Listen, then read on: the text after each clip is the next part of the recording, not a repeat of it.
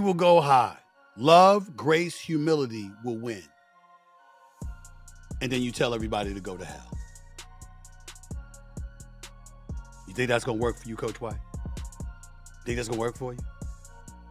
The reality of the situation is none of that stuff will win if it's left up to you, Stephanie White. Because you're not handling it right. You playing right into their hands.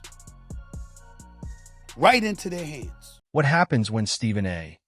Smith stops analyzing the Indiana Fever and starts questioning Stephanie White's leadership directly? A heated controversy involving Sophie Cunningham, Dijonai Carrington, and a disputed coaching decision has now placed White under an uncomfortable spotlight, while Caitlin Clark and her teammates appear ready to stand behind her. But what exactly did Stephen A. Smith see that made him challenge White so directly? And could this latest confrontation reveal a much deeper issue brewing inside the Indiana Fever organization? Our player safety is always a top priority for me. One of the things I pride myself on is my relationships with players. I thought the play got called right. Thankfully, Sophie's okay.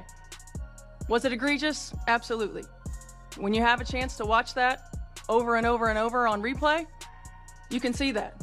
I didn't have that in real time. The hate, the fear-mongering, the divisiveness, the stuff that's trying to hijack our league will not win. It won't win. We are united. We are connected. Stephen A. Smith just turned the Indiana Fever's latest controversy into something much bigger, because this time the question is not simply whether Stephanie White made a bad judgment call.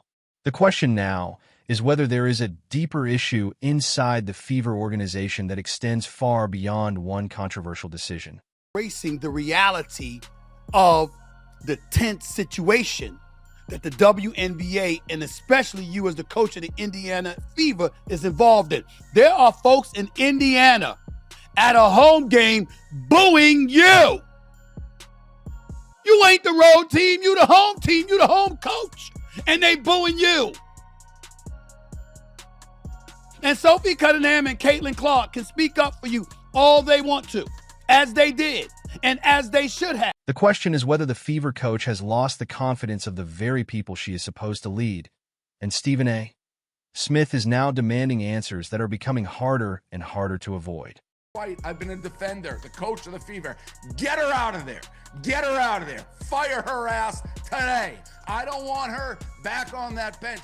Stop defending the other players.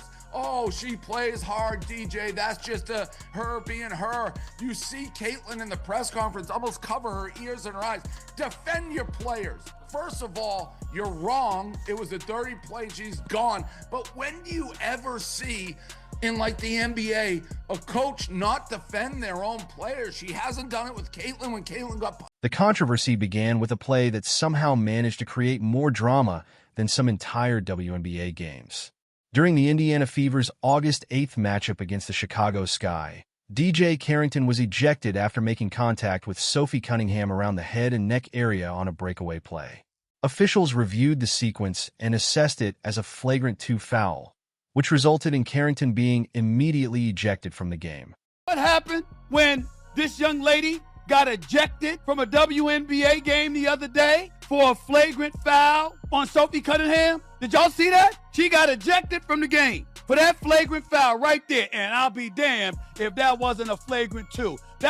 She mugged her. Damn near came across like decapitating her, for crying out loud. That was definitely a hard foul. Make no mistake about it. Nobody can argue about it. You can say what you want. We know what we saw. No way around it. Dijonai Carrington foul was clearly unnecessary. It was a flagrant foul penalty too. It was absolutely positively. On its own, that should have been the end of the basketball story.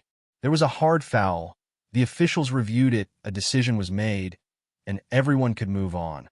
Except nobody moved on. Instead, the incident exploded into a much larger debate involving player safety, coaching, social media, race, politics, fan loyalty, and eventually Stephanie White's future in Indiana.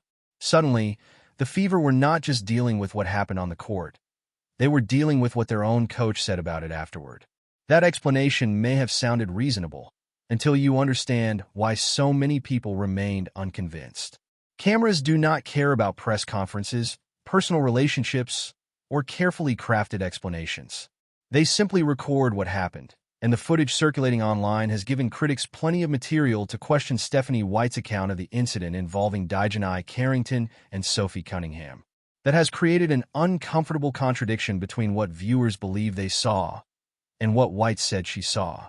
Online discussions quickly focused on whether her explanation matched the available footage, and that is exactly where Stephen A. Smith entered the conversation. That Stephanie is stuck in is she knows Dijonai is a good person, but now she's coaching people who are likely taking money from the Heritage Foundation, has a large MAGA racist fan base, and they didn't like that she defended Dijonai. Take personally any suggestions that I don't 100% always have my... Smith did not approach the issue as a simple debate over whether the foul should have been upgraded from a common foul to a flagrant.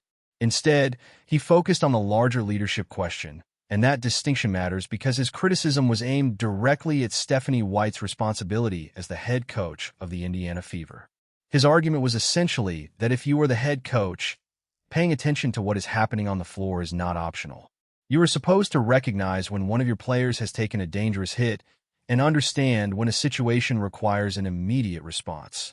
When one of your players is left on the floor after a violent collision, fans naturally expect the coach to react before social media has time to post multiple camera angles and create another wave of scrutiny around the incident.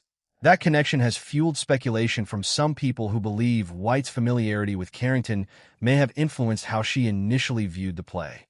However, that theory also needs to be treated carefully because knowing a player does not automatically mean a coach will defend everything that player does. Flagrant to every single damn time in the NBA and the WNBA. But you know things have devolved when you've got the Attorney General for the state of Florida saying that's why WNBA games ain't here because guess what? We are the prosecutor. Attorney General James Uthmeyer, the WNBA knows better than to play games down here in Florida because I'll be charging people with assault. I should probably clarify. Assault and battery. That is from the Attorney General of the state. The article highlights the tension between professional relationships and public perception. Coaches spend years working closely with athletes, learning their personalities, habits, and competitive tendencies, and those relationships often continue long after a player leaves a team. White supporters argue that she was simply describing what she believed she saw in real time rather than intentionally protecting a former player. Her critics, however, are asking a different and far more difficult question. Would White have responded the same way if the player involved had not been someone she previously coached? That question has kept the controversy alive because once trust becomes part of the discussion, every explanation is examined much more closely. The situation escalated even further when White addressed the criticism before Indiana's game against the New York Liberty. Rather than delivering the kind of carefully crafted statement coaches usually make during a controversy, she essentially told her critics to go to hell. There was something almost surreal about speaking about grace and humility while simultaneously sending a message that many interpreted as a direct dismissal of her detractors. It was the kind of moment that made it seem as if two completely different personalities were competing for control of the microphone. You're wrong, but it starts to make me think you care more about the overlying social issues and not pissing off other people in the league and saying men can play in the league because she's one of those players. Coaches, when asked, always is taking the far left side of it. This isn't politics. Your player got assaulted. Defend your player in the press conference. Be like, yeah, that was a dirty play. She should have hit the showers. She acts like she's the coach of the other team. I don't care if she's the best X's and O's when she's not. Get her the hell out of there. Either defend your players. Still, the emotion behind White's comments was obvious. She was no longer responding only to one controversial foul. She was responding to what she viewed as a much larger effort to divide her team and question her character. And to be fair, there is an argument worth acknowledging on White's side. Being a head coach in the WNBA is already demanding, but being the head coach of the Indiana Fever, with Caitlin Clark at the center of one of the biggest stories in women's basketball, brings an entirely different level of scrutiny. Every decision becomes content. Every substitution becomes content. Every facial expression becomes content. And apparently, Every controversial foul now receives enough analysis to qualify for its own congressional hearing. The Fever have become one of the league's biggest attractions, which means White is coaching under a microscope that very few coaches ever experience. However, Stephen A. Smith's argument is not necessarily about wins and losses. It is about leadership. And that brings us to one of the most uncomfortable parts of this entire situation, because Fever fans were reportedly booing Stephanie White inside her own arena.